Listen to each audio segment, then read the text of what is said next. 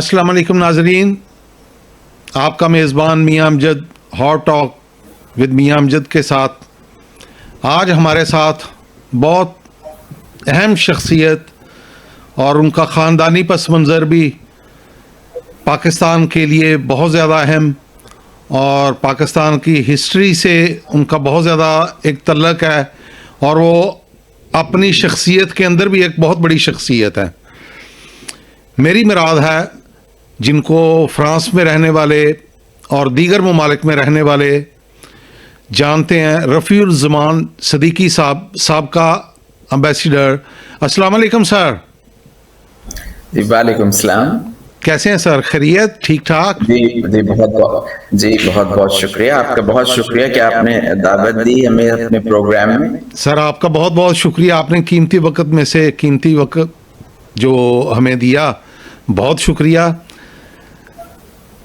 तो सर बात शुरू करें कि किस तरह, यानी कि आपका ख़ानदानी पस मंज़र, चौधरी खलीक़ुज़्ज़मान के आप पोते हैं और बड़ा फ़ख्र है हमें चौधरी खलीक़ुज़्ज़मान साहब की, जो उनकी अल्लाह ने उनको सलाहियतें दी हुई थी लिखने की, बोलने की, फ़हम उनका था।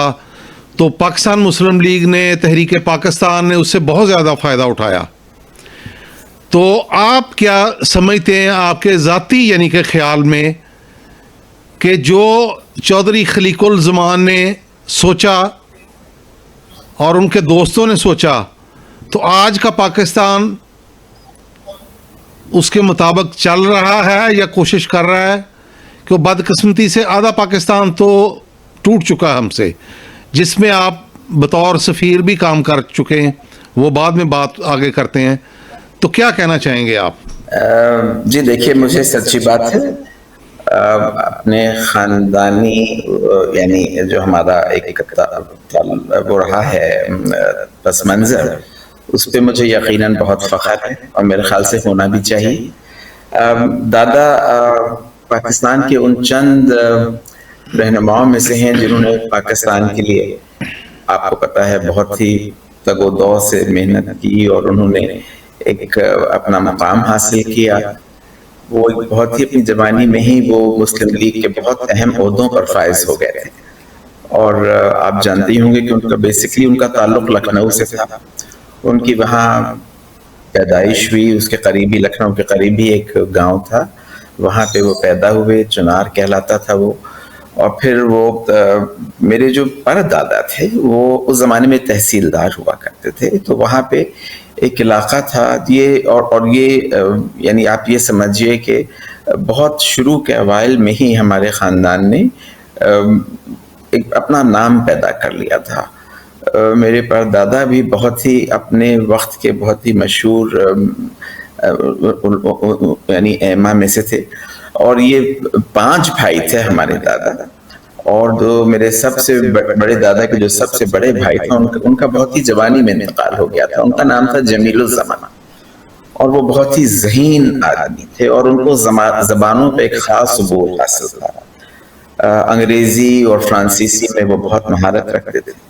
कभी फ्रांस नहीं गए थे, लेकिन फ्रांसीसी लिखते बहुत अच्छी थे और बोलते बहुत अच्छी थे। तो उस ज़माने में होता ये था कि जो ICS का इम्तिहान होता था, जो लोग लिए जाते थे, उनसे यानी एक मजमून लिखवाया जाता था और एक ख़ानदानी यानी पस मंज़र की बहुत अहमियत थी उस ज़माने में। ख़ानदान बहुत काउंट करता था। तो उनसे एक दफ़ा मजमून लिखवाया गया। वे जो दादा के मामू थे जिन्होंने कि उनको पाला था, बैरिस्टर मोहम्मद नसीम, वो लखनऊ के बहुत ही यानी कि टॉप के लॉयर्स में से थे, और उनके जो पोते थे जस्टिस मोहम्मद हलीम, जो पाकिस्तान में चीफ जस्टिस बने, वो उनके दादा थे। तो मेरे दादा को बैरिस्टर मोहम्मद नसीम ने पाला था, उनके मामू ने, और उनकी बहुत प्रैक्टिस थी। और फिर उनके जो साहबजादे थे बैरिस्टर मोहम्मद वसीम, वो पाकिस्तान के सबसे पहले अटॉर्नी जनरल बने यहाँ आने पर, और उनका भी बहुत नाम था। सो मच सो कि जो आप हमारे वसीम सज्जाद साहब हैं यहाँ पे, उनका नाम बैरिस्टर मोहम्मद वसीम के नाम पे रखा गया, क्योंकि जो वसीम सज्जाद साहब के वालिद थे वो उनको बहुत मानते थे। एनीवे, तो उनके और 4 भाई और भी थे, डॉक्टर सलीम उज़्ज़मा सिद्दीकी ने अपना साइंस में नाम पैदा किया। फिर उनके सबसे छोटे भाई थे मुशफ़िक़ उज़्ज़मा, जो कि लखनऊ यूपी में हॉकी को बहुत प्रमोट किया था उन्होंने, और जो उस जमाने के जो इंटरनेशनल जो प्लेयर्स थे, जो इंटरनेशनल जमाने में हॉकी के गेम्स में खेला करते थे, वो सब मुशफ़िक़ उज़्ज़मा ने ही की ट्रेनिंग में आगे पले बढ़े। तो इसी तरह से दादा के और दो भाई भी थे, उनका एक का नाम था सईद उज़्ज़मा, और सबसे छोटे मैंने बताया मुशफ़िक़ उज़्ज़मा, और ये 5 भाई, और उनके 3 भाई इनकी पहली वालदा से थे। यानी उस जमाने में इतना स्टेप ब्रदर्स वगैरह का नहीं होता था, वो तीनों भाइयों से भी बहुत क्लोज थे। और मेरी जो परदादी थी उनका नाम था मकबूल निसा बेगम, और उन्होंने अपने लड़कों की जिस तरह से ट्रेनिंग की थी वो काबिल सताइश। वो भी लखनऊ में अपने यानी जो जहाँ पे हम लोग रहते थे उस एरिया में उनका खुद का बहुत नाम था, और लोग उनके बहुत मुरीद थे, क्योंकि वो लखनऊ में ही श्राइन थी एक देमे शरीफ, उसके करीब ही एक जगह थी जिसकी वो बहुत मुरीद थी। हालांकि हमारे खानदान में इतना पीरी मुरीदी का वो नहीं था, लेकिन लोग उनको उनकी बेहद इज्जत करते थे, और वो अपने मामलात में बहुत सख्त थी। और उन्होंने दादा की और हमारे जो दूसरे उनके भाई थे उन सब की बहुत यानी सख्ती से भी करने में वो देर नहीं लगाती थी। अगर कोई उन्हें बात पसंद नहीं आती थी तो वो बरमला कह देती थी। जैसे कि मैं आपको ये बताऊं कि हमारे दादा की 2 शादियां थी। मेरी जो दादी थी, हम लोग उनकी फर्स्ट वाइफ हैं, तो उनका नाम था फसीहुन्निसा। वो दादा की फर्स्ट कज़न थी, मगर बाद में दादा ने एक और शादी की, और मेरी जो स्टेप दादी थी बेगम ज़ैदा खलीक़ुज़्ज़मा, जो कि बाद में हेल्थ मिनिस्टर भी रही यहाँ अयूब खां के ज़माने में, तो उनसे शादी करने पर वो बहुत नाला थी, और उनके बड़े भाई भी। मगर इसे कहते हैं कि उस ज़माने में बड़ों की रिस्पेक्ट और इज़्ज़त को बहुत माना जाता था। तो दादा बेहद ओबीडियंट साहबजादे थे, और उनके सब भाई अपनी वालदा की बेहद इज्जत करते थे। और डॉक्टर सलीम उज़्ज़मा सिद्दीकी वो कभी पाकिस्तान नहीं आई। जब बंटवारा हुआ तो वो वहीं हिंदुस्तान में लखनऊ में ही रह गई थी, और वो अपने बड़े बेटे समी उज़्ज़मा साहब के साथ, क्योंकि हमारा जो एंसेस्ट्रल घर है वो तालाब कहलाता है, वो उसे छोड़ना नहीं चाहती, तो वो वहीं रह गई। और जो दादा के जो ये भाई थे उनका नाम था शेख समी उज़्ज़मा, जो लखनऊ में रह गए थे। वो अपने वक्त के बहुत ही बड़े पेंटर थे, आर्टिस्ट थे, और वो रविंद्रनाथ टैगोर बहुत बड़ा नाम है, उनके भाई के साथ उन्होंने शांति निकेतन में जाके पेंटिंग सीखी। बेसिकली तो वो स्कल्पटर थे, मूर्तियां बनाते थे, लेकिन जब वो शांति निकेतन गए तो रविंद्रनाथ टैगोर ने कहा कि भाई तुम्हारी तो उंगलियां यानी पेंटिंग के लिए बनी है, तो वो मुगल मिनिएचर बनाते थे। तो उनकी पेंटिंग्स जो हैं वो आज भी पेरिस में भी है, London, Paris, Delhi, Kolkata, Istanbul, इन म्यूजियम्स में उनकी पेंटिंग्स रखी गई। तो ये 5 भाई यानी अल्लाह मियां ने इनको खुदादाद सलाहियत दी। दादा सियासत में चले गए, और फिर उनका आपको पता ही एक बहुत बड़ा रोल रहा। दादा ने लखनऊ की म्यूनिसिपैलिटी जो थी, जो कि मेयर कहलाता है, दादा उसके 16 बरस चेयरमैन इलेक्ट होते रहे, जो कि एक मुसलमान के लिए बहुत बड़ा एजाज था, क्योंकि लखनऊ बेसिकली तो यानी ओवरवेलमिंगली हिंदू सिटी था, लेकिन वहां पे एक मुसलमान का इतने तवील अरसे तक चेयरमैन इलेक्ट होना बहुत बड़ी बात थी, जिसमें कि हिंदू भी उनको बहुत मानते थे। दादा ने बल्कि वहां पे एक मंदिर बनवाया था, जिसपे कि मुसलमान उनसे काफी नाराज हो गए थे और उनको पंडित खलीक़ुज़्ज़मा कहने लगे थे। तो मगर दादा चूंकि हिंदू मुसलमान एक साथ रहते थे, तो दादा कहते भाई जैसे हमारा हक है वैसे ही उनका भी हक है। तो बहरहाल दादा का एक रोल लखनऊ में बहुत तवील अरसे तक रहा सियासत में। शुरू में वो जैसे कि तमाम और दीगर लीडरान जो थे वो कांग्रेस में थे, वैसे ही दादा भी कांग्रेस में थे। और कांग्रेस में एक जमाने में यानी प्रेसिडेंट नहीं कहलाता था, डिक्टेटर कहलाता था। जो हेड होता था कांग्रेस का वो डिक्टेटर कहलाता था। तो दादा यानी डिक्टेटर तक के मनसब पे पहुंचे कांग्रेस में, कांग्रेस के डिक्टेटर तक रहे। मगर जब ये یعنی کہ آپس میں رنجشیں بڑھیں اور کانگریس کا ایک چہرہ بھر کے سامنے آنا شروع ہوا کہ نہیں وہ سیکولر سے زیادہ وہ یعنی کہنے کو تو سیکولر پارٹی آج بھی اور بے شک ہے لیکن وہ یعنی مسلمانوں کے خلاف تو میں نہیں کہوں گا لیکن وہ ان کا یہ رول نمایاں ہونے لگا کہ وہ مسلمانوں کے کوئی ایسے طرفدار بھی نہیں تھے.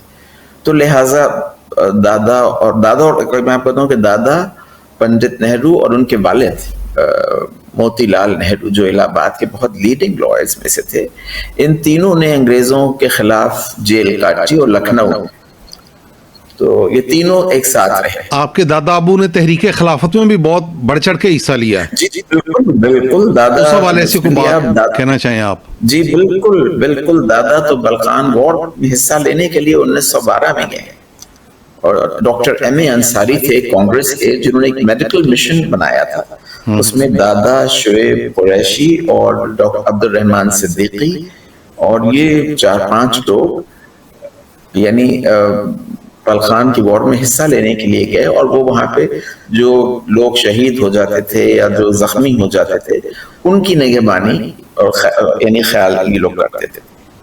تو 1912 میں دادا وہاں بھی گئے تھے, اور جیسے کہ آپ نے کہا مجھے یاد دلائی کہ خلافت میں خود دادا کا بہت بڑا رول ہے, اور مولانا محمد علی جوہر اور مولانا شوکت علی ان سے بے حد کلوزنس تھی دادا کی, اور وہ دادا کو بہت اس دادا ان سے بہت عمر میں چھوٹے تھے مگر وہ سب دادا کی یعنی جو سیاسی بصیرت تھی اس کو بھانپ گیا تھا. ایک ترکی کی ایک بہت مشہور رائٹر تھی خالدہ ادیب خانم ان کا نام تھا, اور ان کا ترکی میں اگر بہت بڑا نام تھا مگر ان کے اختلافات رہتے تھے. کمال اتاتürk سے وہ جب ہندوستان آئیں تو انہوں نے ایک طویل عرصہ گزارا, اور وہ میرے جو دادا کے ماموں تھے بیرسٹر یعنی جسٹس محمد حبیب, ان کا گھر ڈالی باغ کہلاتا تھا لکھنؤ میں, جو آج بھی موجود ہے. وہ بہت ایکڑوں پہ پھیلا, وہ ایک گھر کیا وہ ایک محل تھا. تو وہ وہاں رہیں کوئی 3-4 مہینے, انہوں نے بہت تفصیل سے اس کا اپنی کتاب میں ذکر کیا, اور انہوں نے یہ پریڈکٹ کیا تھا. اس وقت تو دادا بہت ہی ینگ تھے, شاید 22-23 برس کے ہوں گے, کہ میں دیکھتی ہوں کہ اچھا وہاں پہ خلیق نہیں خا نہیں بولا جاتا ہے ترکی میں, وہ ہا ہوتا ہے. تو انہوں نے دادا کا نام حلیق الزمان لکھا ہے کہ میں دیکھتی ہوں کہ مجھے نظر آتا ہے کہ حلیق الزمان ہندوستان کی سیاست میں ایک بہت بڑا رول ادا کرے. میں جو ان کو دیکھتی ہوں ابھی سے جوانی میں جو ان کی یعنی اس سیاست پہ عبور ان کو ہو گیا تھا, اور ایسے ہی انہوں نے ڈاکٹر سلیم الزمان صدیقی کے لیے لکھا کہ یہ دونوں بھائی جو ہیں یہ بہت نام پیدا کریں گے, اور یہ واقعی ان دونوں بھائیوں نے ایک بڑا نام پیدا کیا. تو بہرحال دادا پھر جب جیل میں تھے پنڈت نہرو کے ساتھ اور کیا نام ہے موتی لال جی کے ساتھ, تو کھانا میرے والد اور میری والد کی سے چھوٹی بہن جو تھی یہ لوگ گھر سے کھانا لے کے جایا کرتے تھے. تو ہمارے ہاں ظاہر بات ہے ہم لوگ مسلمان تھے تو گوشت کا بہت رواج تھا. پنڈت موتی لال بیف نہیں مگر مٹن, کچے قیمے کے کباب ایک لکھنؤ کی خاص چیز ہے جو کہ اب بھی لے کے جاتے میرے والد لے کے جاتے تھے. تو پنڈت موتی لال جو تھے بڑے شوق سے کھاتے تھے, اور وہ کہتے تھے اپنے بیٹے کو, اور نہرو جو تھے وہ ویجیٹیرین تھے, وہ نہیں کھاتے, تو وہ ان سے کہتے تھے کہ بھائی کھا لو بہت مزے کے کباب. تو وہ دادا سے کہتے تھے یہ نہیں کھائے گا. نہرو نہیں کھاتے تھے, اور میری پھوپھی, میرے والد اور مسز اندرا گاندھی یہ تینوں جیل میں ایک ساتھ ہوتے تھے اور پورا دن ایک ساتھ اسپینڈ کرتے تھے. تو جب بھی ہم لوگ ایسا ہوتا تھا کہ میرے والد انڈیا جاتے تھے تو مسز اندرا گاندھی ان کو ضرور بلاتی تھی, اور ہم لوگ مجھے بھی ان سے ملنے کا اتفاق ہوا ایک دفعہ مسز گاندھی سے. ہم لوگ گئے ملنے کا میڈم جی ہم لوگ گئے تھے جب 1975 میں. اچھا 75 میری عمر رہی ہوگی کوئی 10-11 سال رہی ہوگی. تو ہم سب کو مسز گاندھی نے کھانے پہ بلایا, ہم میری بہنوں کو, میری والدہ کو, سب کو. مگر اسی دن وہ بہت ہی اندرا گاندھی کے بڑا امپورٹنٹ دن تھا, چونکہ اسی دن مسز گاندھی نے ایمرجنسی نافذ کی تھی 1975. تو ہم لوگ ہمیں میسج ملا کہ جی مسز گاندھی کو فوراً بنارس جانا پڑ رہا ہے تو ہم لوگوں سے نہیں مل پائیں گے. بہرحال وہ دوسرے دن ہم لوگوں سے ملی جس دن ہم لوگ پاکستان واپس آ رہے تھے. تو انہوں نے وہ مجھے یعنی ایک نقش ہے میرے دماغ پر وہ میٹنگ کہ جب ہم لوگ مسز گاندھی سے ملے تو انہوں نے میرے والد اور والدہ کو بہت، ہمارے دادا کا انتقال ہو چکا تھا تو وہ دادا کو خلیق چچا کہا کرتی تھی. تو انہوں نے کہا کہ بھائی ان کے انتقال کے بعد تو میں بہت ایک تعلق رکھتا تھا، لیکن اب خلیق چچا کے جانے کے بعد سے تو بالکل ہمارا کوئی لنک ہی نہیں ہے. ویسے تو ظاہری بات ہے ہم پڑوسی ملک تھے اور ہمارے حالات بہت خراب تھے. 71 ہو چکا تھا، بنگلہ دیش بن چکا تھا، تو ہمارے تو اس زمانے میں یعنی انڈیا سے ڈپلومیٹک ریلیشنز بھی بالکل کٹ آف تھے. تو ہم لوگوں کو ایک اسپیشل ویزا دیا گیا تھا جس پہ کہ ہم لوگ انڈیا گئے تھے. بہرحال تو مگر میں آپ کو یہ بتاؤں کہ دادا کا جب پارٹیشن ہوا تو تمام یعنی جو بڑے بڑے اکابرین تھے، مثلاً لیاقت علی خان اور دیگر لیڈرز جو تھے وہ سب پاکستان آ گئے تھے. کچھ لوگ انڈیا میں رہ گئے تھے، مثلاً نواب اسماعیل خان اور حسرت موہانی اور دوسرے لیڈرز جو تھے وہیں رہ گئے تھے. تو قائد اعظم نے دادا کو نومینیٹ کیا تھا leaders of the Indian Muslims in the parliament, in the Indian constituent assembly. تو دادا کا یہ تھا کہ وہ پاکستان نہیں آئیں گے، وہ وہیں رہیں گے. بہت سی کہانی ہو رہی ہے، میں آپ کو تو دادا نے پارلیمنٹ میں جس نہرو کی تقریر ہے the tryst with destiny when the world India wakes up to its freedom، اس کے بعد دو اور لوگوں نے تقریر کی اور پھر دادا کو سے کب وہ تقریر کریں. تو دادا نے وہاں پارلیمنٹ میں پہلی تقریر کی اور انہوں نے یہ کہا کہ بھائی اب جو کچھ حالات ہو چکے ہیں، جس طرح سے پاکستان بن گیا ہے، اب قتل و غارت جو ہو رہی ہے یہ نہیں ہونی چاہیے. جو مسلمان ہندوستان میں رہ گئے ہیں ان کو ہندوستان کا لائل ہونا چاہیے کہ جیسے میں ہوں گا، میں اب ہندوستان کے مسلمانوں کو ریپرزینٹ کر رہا ہوں تو میری لائلٹیز اب ہندوستان کے ساتھ ہوں گی، اور ایسے ہی مسلمانوں کو بھی چاہیے کہ وہ بھی اپنے ملک کی پاسداری کریں. اور ایسے ہی جو ہندو پاکستان میں رہ گئے ہیں وہ لوگ اپنا پاکستان سے وفادار رہیں. تو اس تقریر کو بہت سراہا گیا اور پنڈت جی جو تھے وہ اپنی کرسی سے اٹھے اور انہوں نے آ کے دادا کو گلے لگائے. اور یہ بہت بڑا ایک ایونٹ تھا، چونکہ دادا اور نہرو کے تعلقات بہت اسٹرین ہو گئے تھے کیونکہ دادا نے کانگریس چھوڑ کے مسلم لیگ جوائن کر. کتنے ماہ بعد کا یہ واقعہ آپ سنا رہے ہیں؟ یہ تو میں سنا رہا ہوں آپ کو کہ جس دن پاکستان بنا ہے، جس دن 15 اور 14 اگست کو انڈین کانسٹیٹیوئنٹ اسمبلی میں تقریر ہوئی، صحیح اس دن کا میں آپ کو بات کرتا ہوں. بہرحال دادا یہ تقریر کر کے لکھنؤ واپس آ گئے اور جیسے ہی آئے تو ایک میسج ان کے لیے تھا گاندھی جی کی طرف سے کہ تم فوراً دلی واپس. تو دادا صرف ایک بریف کیس اٹھا کے لکھنؤ سے اور واپس دلی آ گئے اور گاندھی جی نے کہا کہ تم آج ہی پاکستان روانہ ہو رہے ہو کراچی، اور جا کے مسٹر جناح سے ملو اور ان سے کہو کہ ہم یہاں پہ کوشش کرتے ہیں کہ یہ قتل و غارت روکے اور وہ وہاں پہ کوشش کریں. اور ہونا یہ چاہیے کہ مسلمان جو یہاں رہ گئے وہ ان کو بالکل نہیں نکلنا چاہیے، وہ یہیں رہیں. اور ایسے ہی جو ہندو وہاں رہ گئے ان کو بھی وہیں رہنا چاہیے. لیکن حالات اس طرح کے ہو گئے تھے میاں صاحب کے، آپ کو پتہ ہے رائٹنگ ہو رہی تھی دونوں ملکوں میں، قتل و غارت ہو رہا تھا، ہندو مسلمانوں کو کاٹے ڈال رہے تھے، مسلمان ہندوؤں سے ناخوش تھے.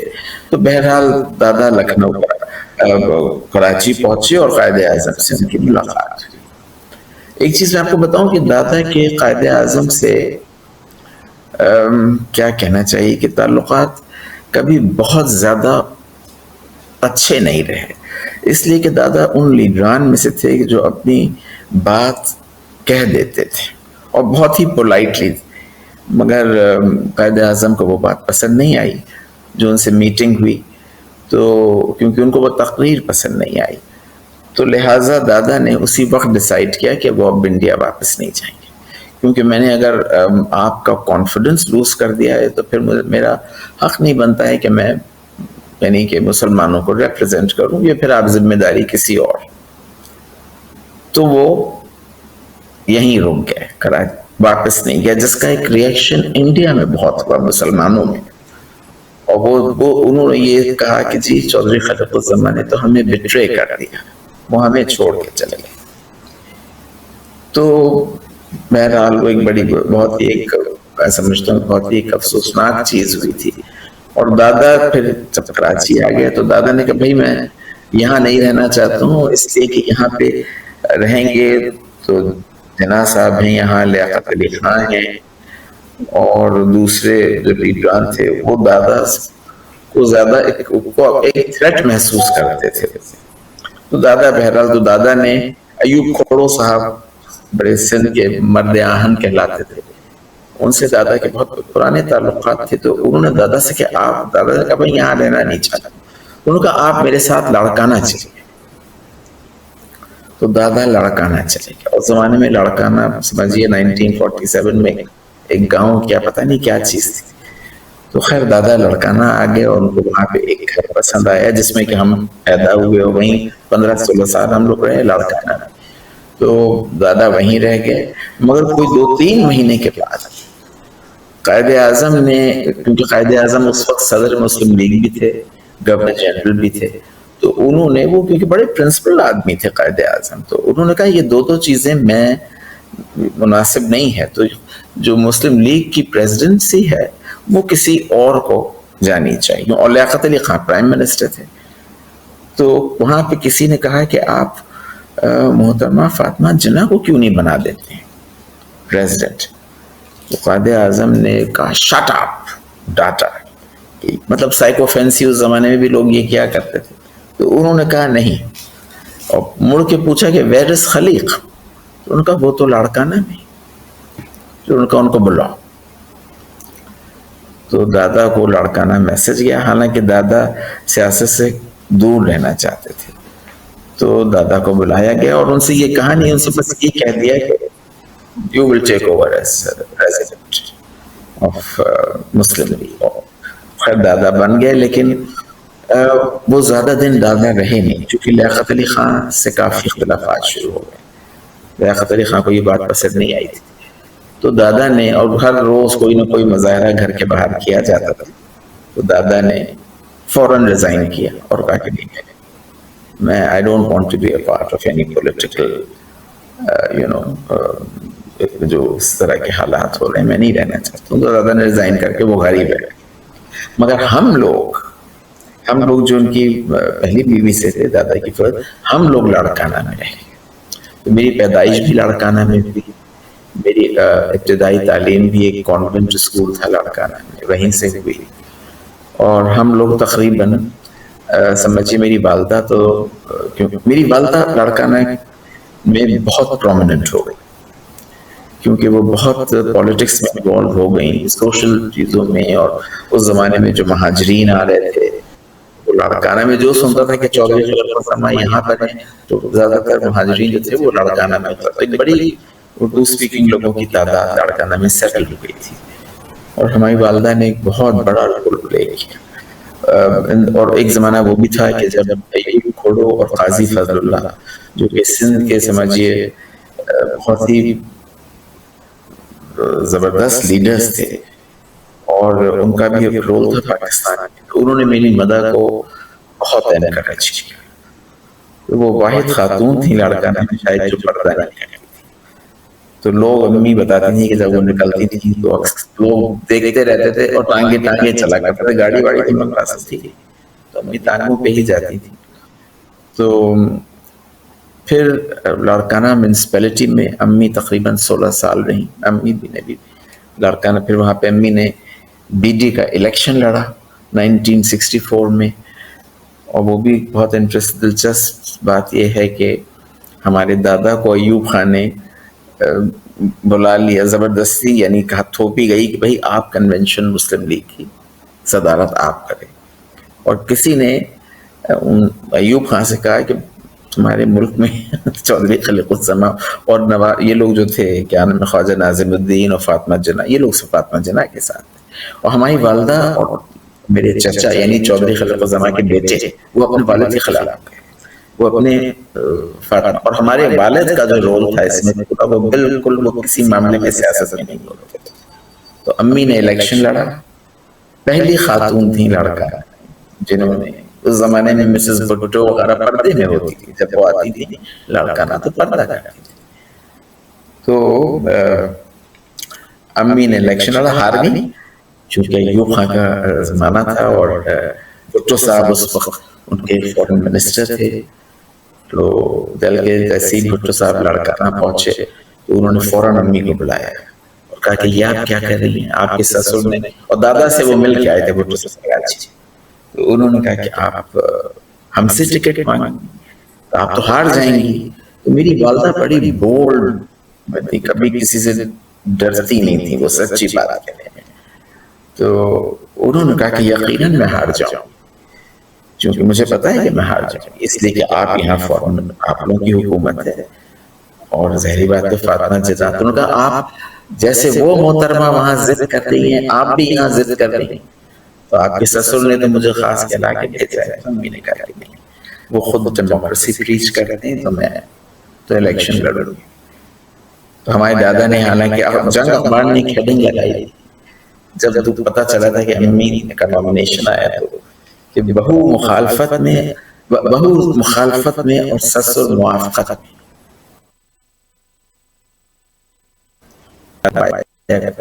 امی سے کہا کہ تم اپنا واپس، امی نے کہا یہ تو نہیں ہوگا. تو میری اپنی دادی اور میری جو اسٹیپ دادی تھیں وہ سخت خلاف تھیں امی کی، اور یہ بہو جو ہیں وہ اپنے سسر کے خلاف جا رہی. بہرحال جب امی الیکشن ہاری تو یہ لوگ بہت خوش ہوئے کہ وہ الیکشن ہی ہار گئیں. اور میری دادی جو تھیں، جو گزرتا تھا گھر کے سامنے سے اس کو کہتی تھی کہ ان کو ووٹ مت دینا. تو میری والدہ ہمارے والد سے کہتی تھی دیکھیے یہ گھر میں ہی ہمارے امی والد تو بولتے نہیں تھے سیاست میں، بھائی یہ تم جانو اور تمہاری ساس.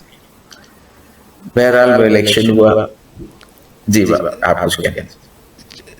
چودھری خلیق الزمان صاحب بعد میں کیا سوچتے تھے جب انہوں نے ایک کتاب بھی لکھی اور اس پہ پابندی لگا دی ایوب خان نے ہی؟ دادا نے آپ یہ دیکھیے کہ جو جتنے بڑے بڑے مسلم لیگی اکابرین ہیں، میرا نہیں خیال ہے کہ کسی نے بھی کوئی اپنی بایوگرافی لکھی تھی. تو دادا was the only leader perhaps to have written Pathway to Pakistan. اور یہ کتاب انہوں نے لکھنا شروع کی تھی 1950s میں جب وہ انڈونیزیا میں سفیر تھے. اور خیر جب کتاب لکھی اور 63 میں وہ چھپنے کے لیے کئی آئی پاکستان تو پتہ چلا کہ یہاں پہ تو وہ کتاب بین کر دی گئی. ایوب خان کی دادا کی کتاب بین، لانگ ونز نے چھاپی تھی وہ انگلینڈ میں، لندن میں، لیکن اس کو بین کر دیا گیا. اور 60s میں جب پنڈت جی پاکستان آئے انڈس واٹر ٹریٹی سائن کرنے، تو ان کی دادا سے بھی ملاقات ہوئی کہ دادا تو بہت کلوز تھے. تو وہ دادا سے ملے اور انہوں نے پوچھا کہ تمہاری کتاب کا کیا ہوا؟ چھپ گئی؟ تو دادا نے کہا کہ ہاں چھپ گئی، لیکن وہ پاکستان میں اس کو اجازت نہیں ہے. تو وہ حیران رہ گئے. ان کی جب ایوب خان سے ملاقات ہوئی پنڈت جی کی، تو انہوں نے کہا بھائی یہ تو کمال کی بات ہے کہ چودھری خلیق الزمان کی کتاب ان کے اپنے ملک میں بین ہے. تو خیر ایوب خان نے اس کی اجازت دی چھپنے کی، تو پھر وہ پاکستان میں چھپی. اور پھر اس کے بعد دادا نے اس کا تفصیلی ترجمہ، وہ انگریزی سے زیادہ اردو کتاب جو ہے شاہراہ پاکستان وہ زیادہ تفصیلی ہے، اور دادا نے کھل کے لکھا. وہ اس لیے بین کر دی گئی تھی کہ دادا نے اپنے اختلافات کا ذکر قائد اعظم سے کیا، جس کی وجہ سے اس کی اجازت نہیں دی گئی. بہرحال اس کی اجازت ملی، اور پھر دادا کو جب یہاں تھے وہ تو یعنی ویسٹ پاکستان کی پولیٹکس سے دور کرنے کے لیے ان کو گورنر بنا کے ایسٹ پاکستان، اس زمانے میں وہ ایسٹ بنگال کہلاتا تھا، وہاں بھیج دیا گیا. پھر وہاں پہ بھی دادا کے اختلافات ہوئے، چونکہ عوامی لیگ جو جدیو پارٹی اس زمانے میں تھی اس نے بری طرح سے مسلم لیگ کو ایسٹ پاکستان میں ہرا دیا. دادا سے کہا گیا کہ آپ یعنی کہ ان کو حکومت نہیں بنانے دیں گے. تو دادا ریزائن کر کے واپس پاکستان آ گئے.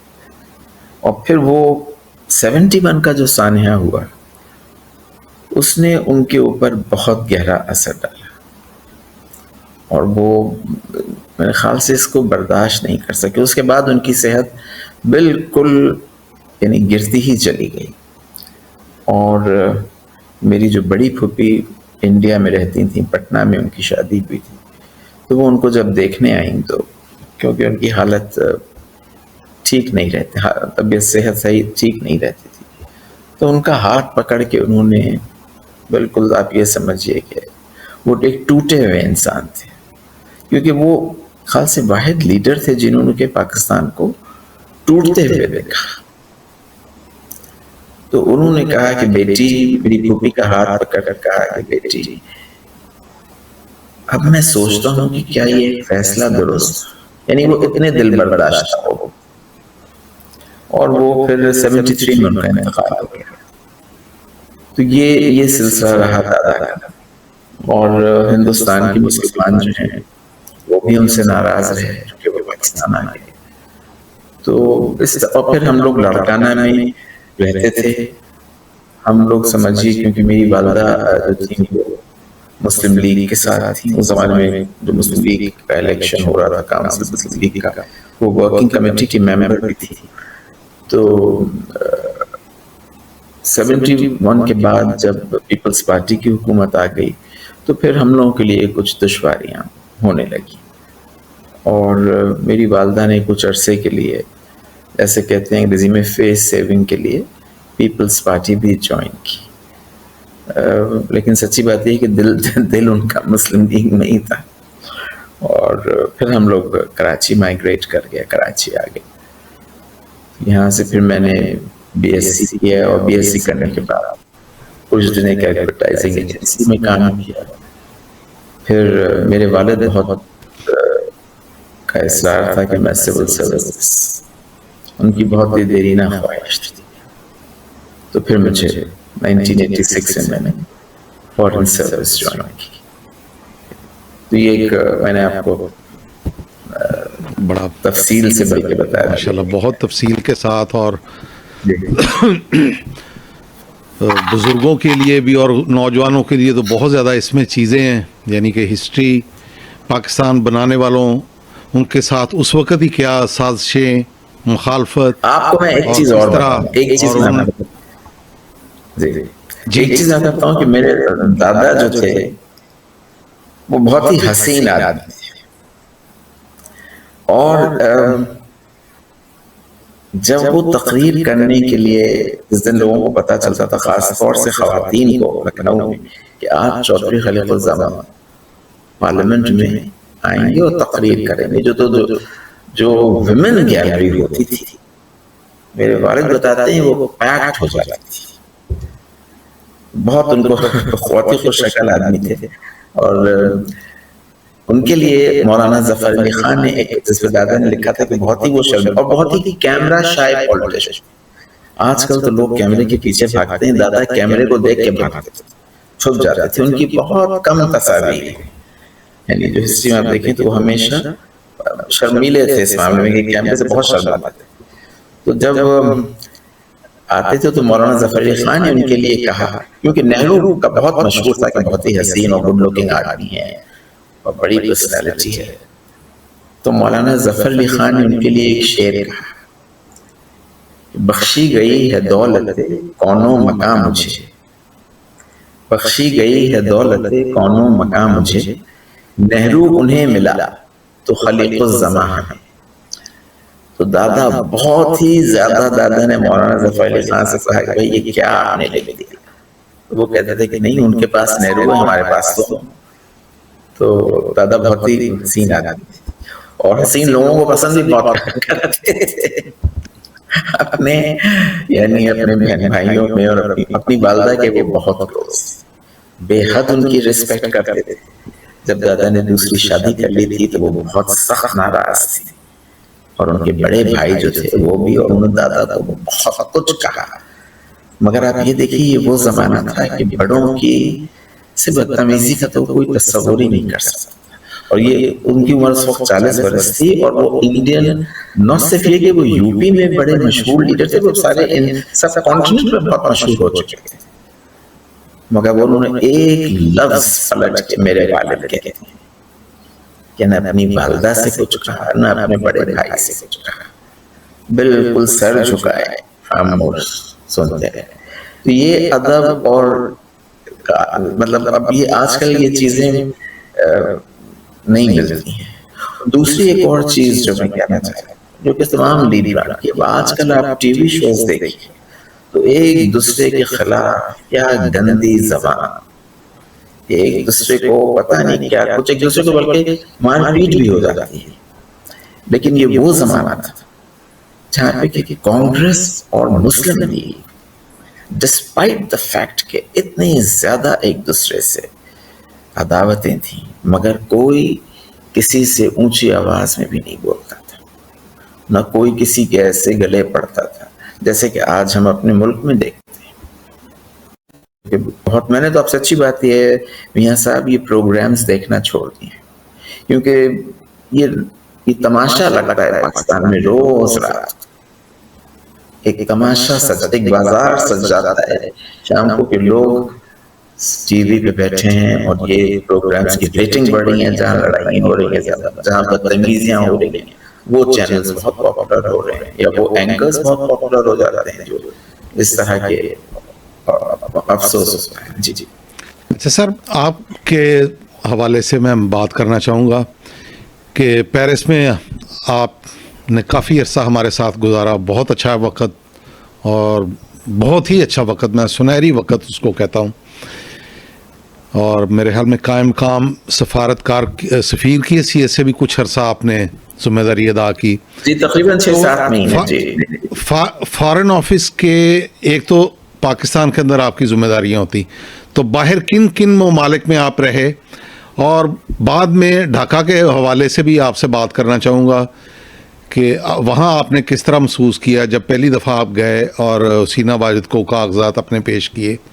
تو پہلے تو یہ بتا دیں آپ کتنے ممالک میں رہے, نائجیریا میں بھی میرے خیال میں آپ. جی دیکھیے, سب سے پہلے ہماری پوسٹنگ ہوئی تھی سعودی عربیہ جدہ, اور سب سے زیادہ وقت ہم نے وہیں گزارا, تقریباً 5 سال.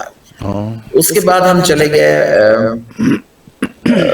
لندن گئے تھے ہم اسکالرشپ پہ, وہاں سے ماسٹرز کیا ایک یونیورسٹی ہے, یونیورسٹی آف لندن سے.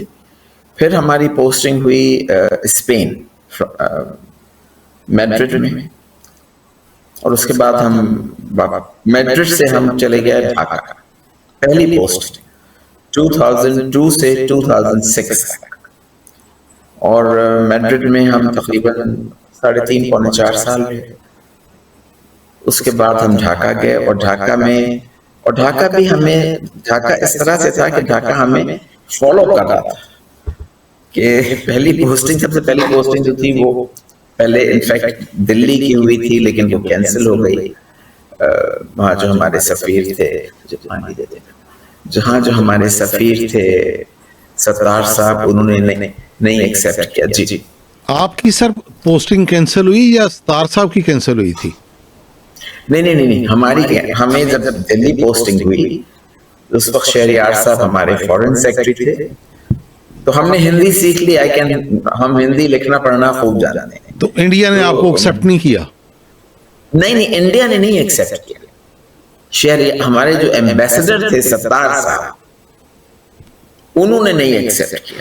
انہوں نے کہا یہ کہ بھائی یہ چودھری خلیق الزمان کے, بالکل وہ زیادہ اصل میں, اور ان کا خاندان جو ہے وہ یہاں, وہ حسد آ گئی ادھر بھی. ابھی جو ہمارا خاندان ہے آدھے سے زیادہ ہم کہیں گے وہ انڈیا میں. جی بالکل. تو وہ ہمارا گھر, آبائی گھر لکھنؤ میں آج بھی موجود ہے, اور ہماری پھوپھی ہیں اور ہمارے وہیں رہتے. تو انہوں نے کہا یہ ہم لوگوں کے لیے پرابلم ہے. تو بعد میں کچھ لوگوں کا خیال تھا کہ نہیں, یہ تو بہت اچھا ہوتا ہے کہ ہمیں انڈیا بھیجا جاتا ہے. بالکل, ایک بہت اچھا فیس ہوتے پاکستان کا, چونکہ ہمارے خاندان کے لوگ وہاں پر تھے, ہمارے دادا کا تعلق وہاں سے تھا. تو بہرحال وہ نہیں بھی, اور پھر ہمیں کئی ہوتے جدہ بھیج دیا. وہاں سے جیسا کہ ہم نے آپ کو بتایا ہم واپس آ گئے تھے. پھر 1 منٹ آپ پانی پی سکتے؟ جی جی جی. آپ میری 2 نمازیں مس کروا رہے ہیں. معذرت خواہیں, وہ بس ٹیلی فون کال میں زیادہ وہ اچھا جی جی جی جی جی جی. تو اینی وے پھر ہم نے سرو کیا ڈھاکہ میں, اور ڈھاکہ بھی ہمیں بہت یعنی گھبراہٹ تھی. میڈرڈ کے بعد ڈھاکہ تو آپ سوچ سکتے ہیں ڈیولپنگ کنٹری کے بعد ایک دم سے آپ, لیکن میاں صاحب یہ فیکٹ, یہ ہم نے جتنی پوسٹنگز کی, مطلب پیرس آف کورس, پیرس تو بڑا رومانٹک شہر ہے, وہاں تو جا کے آدمی عشق کرے یا کہ سفارت کرے, لیکن بہرحال پیرس میں بھی بہت آپ لوگوں کے ساتھ, خاص طور سے میں آتا ہوں جس مشن میں میں نے سرو کیا ہے, ہماری یہ کوشش رہی ہے کہ پاکستانیوں کے جتنا قریب ہو سکے, اور آپ بھی اس کے گواہ ہیں کہ ہم نے اپنے تئیں پوری کوشش کی کہ جتنے پاکستانی ہیں ان کی جس طرح سے مدد ہو سکے کی جائے. اسپیشلی جو لوگ انلیگل امیگرنٹ ہوتے ہیں ان کے لیے ہم لوگ بہانے بنا کے ہم, اور ہماری جو ٹیم تھی, جو ہمارے 7 افسران تھے,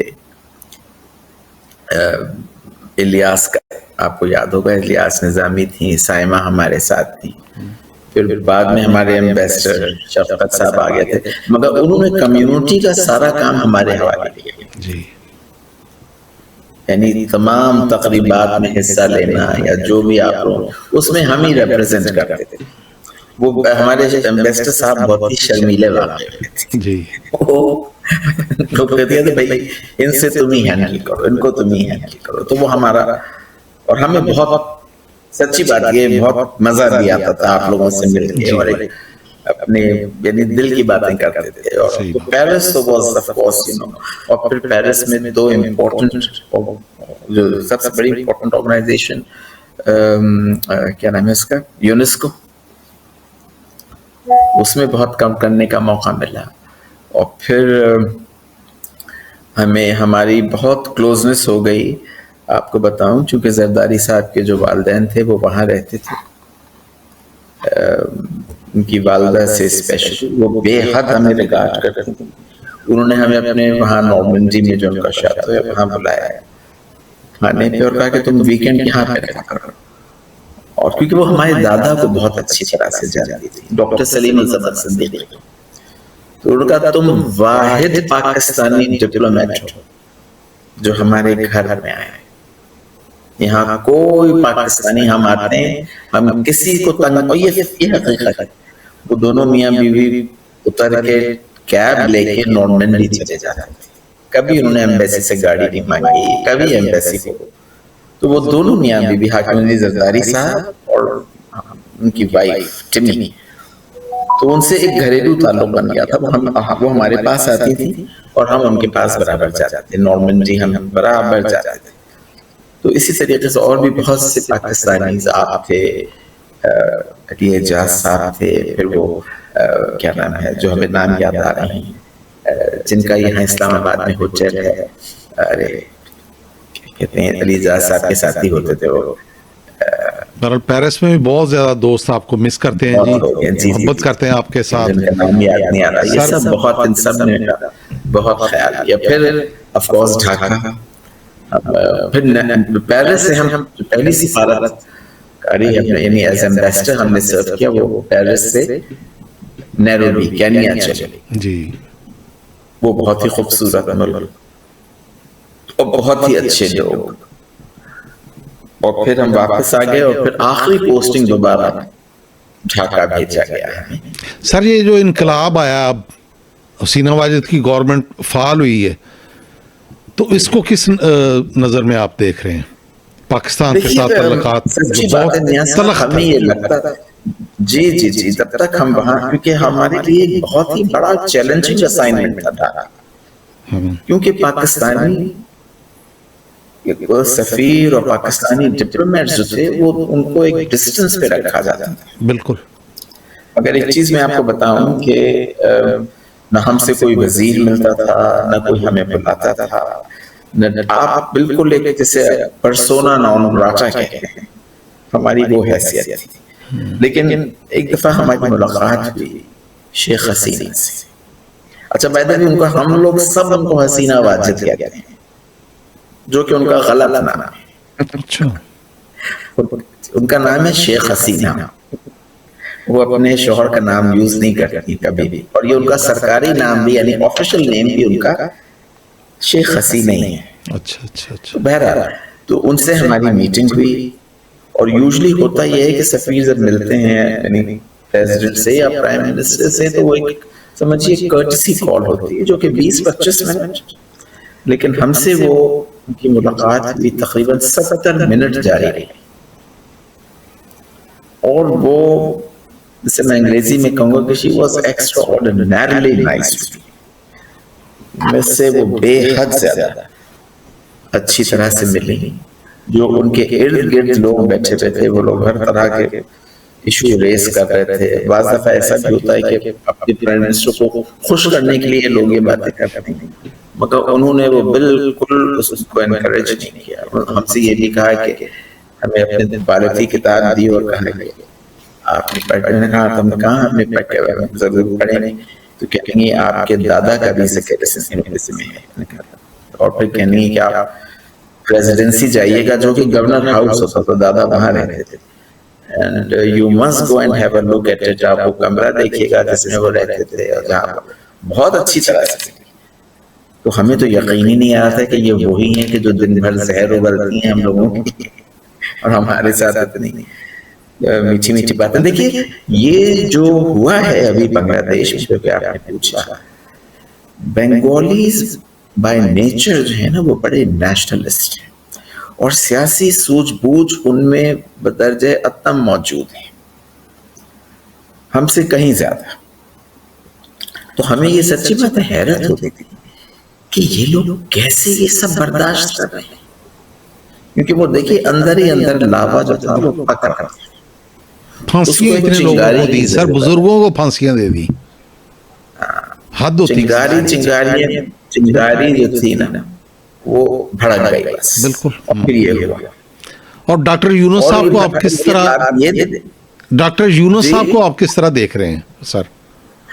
میں سمجھتا ہوں کہ وہ تو ایک نہ صرف بنگلہ دیش بلکہ ہمارے پورے ریجن کا آئیکن ہے. صحیح بات ہے. دیکھیے وہ ایک سیاسی شخصیت نہیں ہے، انہوں نے بھی بیچ میں ان کو بھی انکریج کیا، لیکن وہ انہوں نے بہت اچھی باتیں کی ہیں. انہوں نے کہا ہے کہ بھائی لوگوں میں اور سب سے تکلیف جو سب سارے سلسلے میں بھی ہے وہ انڈیا کو ہوئی ہے. بالکل. کیونکہ دیکھیے انڈیا نے اپنے تعلقات شیخ حسینہ سے بنائے تھے، بنگلہ دیش سے نہیں بنائے تھے. تو شیخ حسینہ کے جانے سے ان کی تو رات کی نیندیں اڑ گئی. اور ہمیں بھی یہ سمجھنا چاہیے، دیکھیے ہم لوگ بھی بہت ایموشنل ہو، ہمیں بھی بہت ہی سمجھ اور بوجھ سے کام لینے کی، ہمیں اس پہ بہت زیادہ ایکسائٹمنٹ دکھانے کی ضرورت نہیں. کیونکہ دیکھیے ہم سے بھی غلطیاں ہوئی ہیں. 71 میں ہم سے بہت بڑی غلطیاں ہوئی ہیں، اور بڑی بات یہ ہے کہ ہم ان کو ایڈمٹ کر لیں کہ ہاں بھائی ہم نے غلطی کی. بہت سے لوگ کہتے ہیں جی بھارت بے شک انوالو ہوا. انوالو اس لیے ہوا کہ ہم نے اس کو موقع فراہم کیا، گراؤنڈ دیا اپنا. بالکل. ہم نے ان کو ٹریڈ پلیٹ میں رکھ کے یہ چیزیں دی. بالکل. تو انہوں نے اس کا فائدہ اٹھایا. اگر ہم ان کی جگہ ہوتے تو ہم بھی یہی کرتے. تو سارا بلیم 71 کا انڈیا پہ ڈالنا میری نزدیک بالکل غلط ہے. بے شک انہوں نے اپنا قیمتی وقت دیا. بہت سر شکریہ، بہت بہت شکریہ. آپ کا قیمتی وقت ہم نے لیا، اور بڑی آپ نے معلوماتی گفتگو کی. میں نے کچھ زیادہ ہی باتیں کرنی، بہت سی باتیں ایسی ہیں میاں صاحب جو کہ بہت ضروری تھیں وہ رہ گئی. جی انشاءاللہ نیکسٹ ٹائم کے لیے رکھ لیتے ہیں. تو انشاءاللہ جلد ہی اسی پروگرام میں دوبارہ پھر ملیں گے. بہت شکریہ سر، بہت شکریہ. جو بھی آپ کے ہمارے جی دوست تمام احباب تمام دوستوں کو سے بہت سارا جی جی ہم آج انشاءاللہ بھی ان کو مس کرتے ہیں، بس جی آپ دعاؤں میں یاد رکھیں۔ جی بالکل، بہت شکریہ سر۔ ناظرین، یہ تھے معروف شخصیت، سفارتکار اور پاکستان، بانیان پاکستان کی اولاد، رفیع الزمان صدیقی صاحب، جو پاکستان سے ہم نے جوائن کیا ہوا تھا، آج کل ریٹائرمنٹ کی زندگی گزار رہے ہیں۔ تو بین الاقوامی حالات پہ بھی تھوڑی بہت گفتگو ہوئی، پاکستان بننے کے حوالے سے بھی گفتگو ہوئی، چودھری خلیق الزمان اور رواداری سیاستدانوں کے درمیان کس حد تک تھی، اور اب رواداری دیکھنے کو نہیں ملتی، سننے کو نہیں ملتی۔ تو یہ تھا آج کا پروگرام۔ تو اپنے میزبان میاں امجد کو اجازت دیں، انشاءاللہ بہت جلد نئے پروگرام کے ساتھ، نئے مہمانوں کے ساتھ، نئے ٹاپک کے ساتھ آپ سب سے ملاقات ہوگی۔ تب تک کے لیے اجازت دیں، اللہ حافظ۔